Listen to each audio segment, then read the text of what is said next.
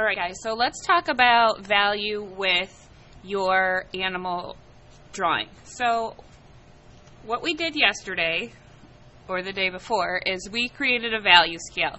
So you should have your value scale, and it should look something like this. Each tone should be slightly different, and it should have the lightest tone here, darkest tone here. And this is just to help you when it gets to the point for you to do your actual final drawing, because the whole purpose of this assignment is understanding and creating value and learning how to apply it.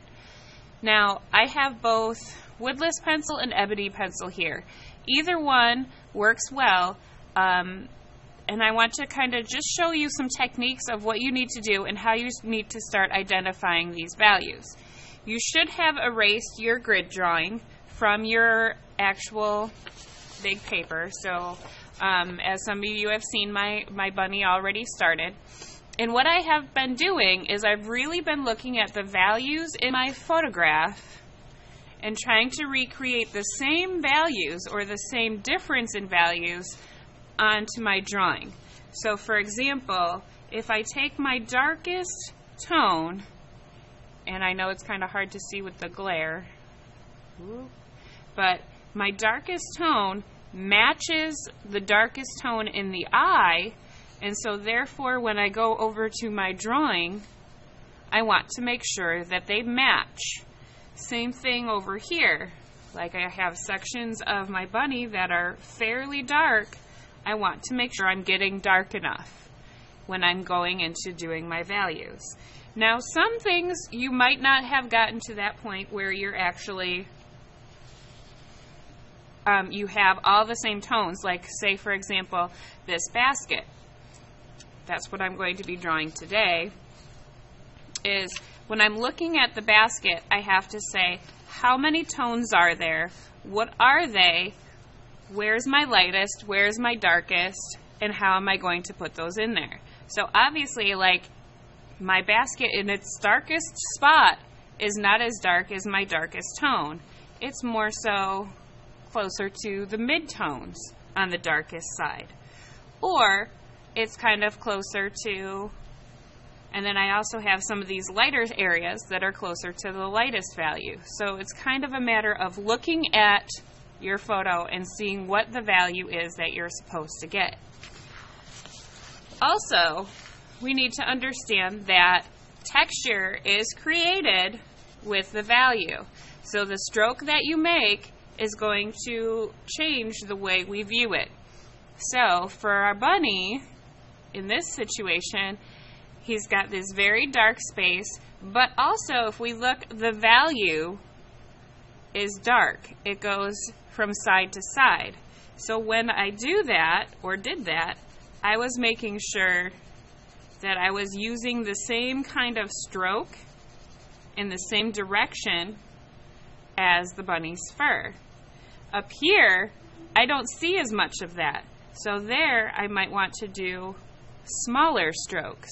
And also, it's darker, so I might need to layer them on top of each other.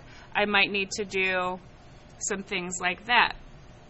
Those of you who have something like a leopard and spots, you may want to do some just spots all together first and then go back in and layer value on top, because if you layer the value on top of those spots, the dark spots will be darker, the light spots will be lighter.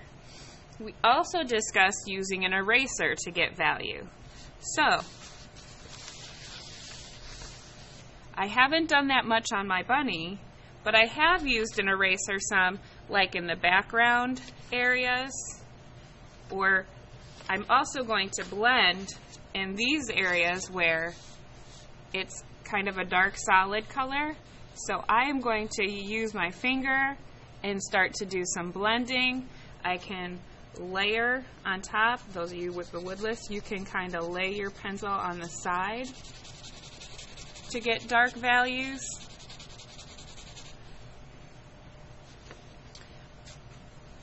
And you can say in these areas where, oh, I got it accidentally dark right here, but it's supposed to be light showing in my picture, I can then use an eraser to go back in and pull that color back off. So there's a lot of different techniques and experimentation you might want to do. I would recommend on a scrap piece of paper, this is what you should do first, is really make sure you have a clear understanding of what those shapes are that you're trying to create and what the kind of texture is. Like on my basket, I don't want it to look fuzzy because it's smooth as opposed to my bunny. So I'm going to make sure that when I'm doing the texture on these areas, so like right here, so right here this area is right here in this area. So I'm also going to make sure that I am going very smooth with my pencil, maybe doing smaller line strokes and starting to use some smudge to help get that lighter tone. So I really wanted to just go over some ideas and some thoughts of how to start looking at this, why I had you use this value scale, so you can double check your drawing. Like I can even see right now, just as I'm having these things sitting on top of here, I might need to make my bunny look a little darker because his tone here and his tone, like, I don't think I made him dark enough. I might need to adjust slightly. I might need to go back in and add a little bit more darkness in some longer strokes. I might need to get some tinier strokes in there. I might need to get added texture with some longer pencil marks. So this is what I want you to be looking for. Use your value scale, use your photograph, look for the values, and start to lay them in. Of course, I'll be around to help you, but this is the overall goal. I hope this helps. I hope you're inspired. I hope you have an idea of where to go with this. Good luck.